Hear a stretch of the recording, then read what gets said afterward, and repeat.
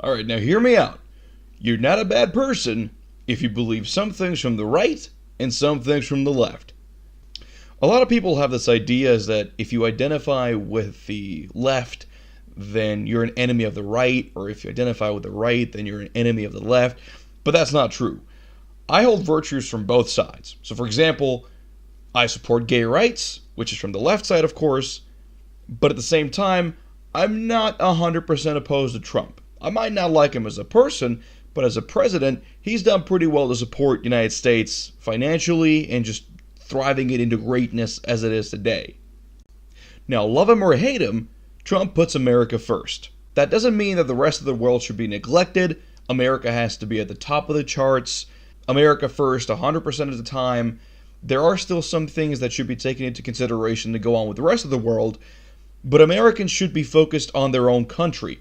They should be focused to making sure that their own country is at the top of the charts. Right now it is, and Trump is making sure that it stays that way. Now, of course, you might be thinking, well, what is it measured by? Number one in what? Well, it's definitely not number one in terms of, healthcare costs, because we all know how crazy that is. But for example, freedom of speech. If you compare it to the United Kingdom or Sweden, freedom of speech is no longer a thing. You get fined if you say the wrong thing, if you offend someone takes offense to whatever you might be saying, whatever your beliefs might be in, the police come knocking on your door, and they give you a fine, or worse, they send you to jail. In the States, that can never happen. They got the First Amendment that promotes freedom of speech through and through. There's no such thing as hate speech. Which is a good thing too, because given recent events, college campuses are no longer safe for people who might be leaning right. They might have different ideas, they might have opposing ideas because of ABC reasons, and, left-leaning people, they just won't have it. They just don't believe that you should have the right to express yourself, you should keep it to yourself, which I don't believe to be the American way. I believe the American way is to share ideas, prosper together, make the country, make it a great place for your children to grow up in, make it better for future generations. I believe all this. But we can't accomplish that by shunning each other for having opposing ideas. I think we should take ideas from both sides, have a conversation between what I believe in, what you believe in, find some middle ground, kind of come to a compromise, instead of outright just banning people from speaking their minds, or if they're not banned, then you start a protest or something at their speech or wherever they might be talking about their own personal beliefs. Let's have a look at an example of Ben Shapiro. Now, hear me out. I know you might not like him. You might have some opposing ideas to whatever he believes in. But this is what we're here to do, right? We're here to have a conversation. But just listen to these people. There's no conversation taking place. There's nothing comprehensible happening. It's just a whole bunch of spouting of some useless garbage that doesn't get anyone anywhere. It's useless. It's just asinine. It's completely just have a look for yourself. White supremacy! This is our university! White supremacy! This is our... I'm not sure what the complaint here is, because I'm sure Ben Shapiro would agree with you that he doesn't want any white supremacists around him or near him, given the fact that he's a Jew. You'd think he knows a thing or two about white supremacists. You get to do these things without punishment because, after all, that's in the nature of social justice, group justice. We don't hold you responsible for your individual actions. You get extra points in heaven because you were born with a certain skin color or sexual orientation.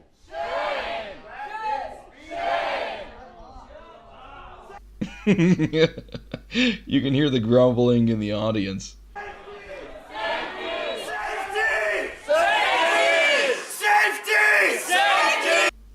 Safety from what? What are you talking about?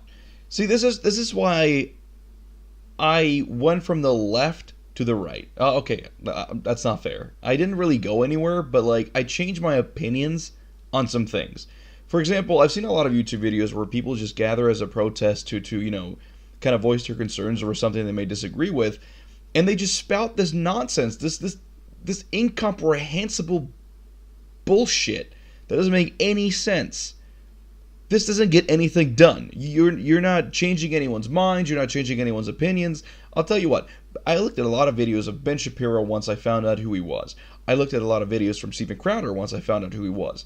I like them, and they changed my opinion because they presented their ideas logically. They explained why things are the way they are. They presented some sources, some proof, some evidence. Whereas these people, all they do is just gather and protest, shout something random that doesn't make any freaking sense, and expect this to make a change. Safety from what? Wait, are you announcing that you're making a safe space for yourself? Is that your safe space? I mean, if it is, does it have to be so loud? Like maybe you can like whisper it to nearby like listeners or something if they want to join in. I honestly what? Decency, decency.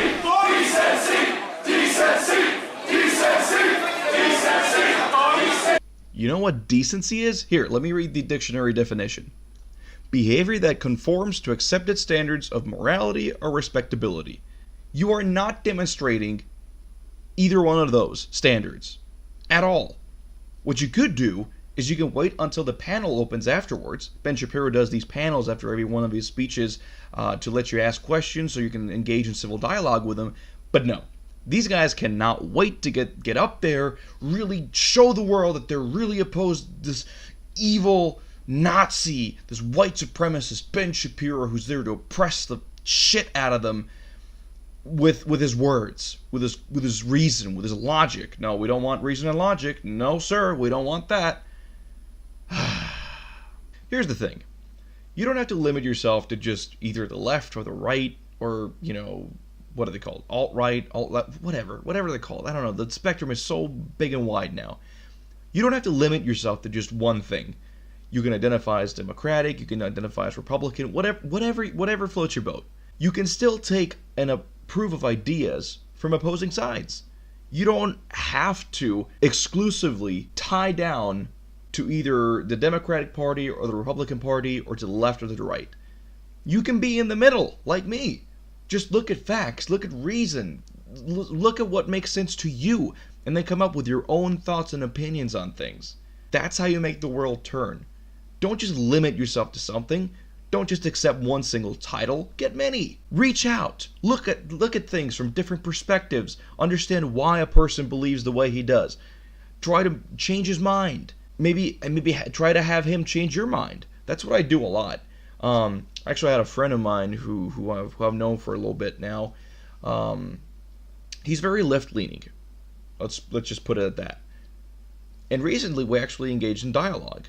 He said, "I'm a nice person to talk to because I'm not condescending or I'm not hostile or I don't alienate the left immediately." And I said, "Yeah, cool. Yeah, I know. Thanks, man."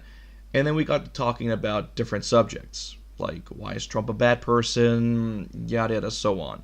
And all he could really do was present me with a lot of articles from HuffPost, Washington Post, New York Times, stuff like that, why Trump is a bad person and why he should be impeached. And numerous times I made an attempt to kind of talk to him to get him to explain to me himself why he believes the way he does. And he just avoided the subject. He just referenced to another article or something. And that's not really the way you engage in dialogue. That's not really how you share ideas. That's not how you change minds. So really, don't just adapt one single mindset that, oh, I'm in the left, therefore I must support transgender people, I must support gay rights, I must support, whatever else the left might, whatever the criteria is to be justified as a very left-leaning person. You don't have to do that. Look at things from your own perspective. Take your own experience, your own history into account when considering something. Use logic, use reason, think about it, look it up, look at articles from both left sources, look at articles from the right sources, read a lot, research the subject. Don't just follow the crowd, please don't. Mob mentality is extremely dangerous. It's justified when, for example, you're fighting a tyrannical government or something like that, but come on. Ben Shapiro giving a speech somewhere at a college campus is hardly tyrannical. He's just sharing his ideas. You don't have to agree with them. If you don't, just don't go to his talk. That's really as simple as it is. And as a final note, don't just disregard someone because of their political beliefs. Unless they're being a complete loony as seen on this video, if they're just completely refused to listen to reason, refuse to have a conversation with you, at that point you can just ignore them or, whatever. But if there's a normal, regular person like you and me, they're willing to talk, they're willing to have a chat about whatever, go for it. Just have a chat with them, converse with them, share ideas. Let's get out of this left and right, left versus right mentality. It's really not getting anyone anywhere.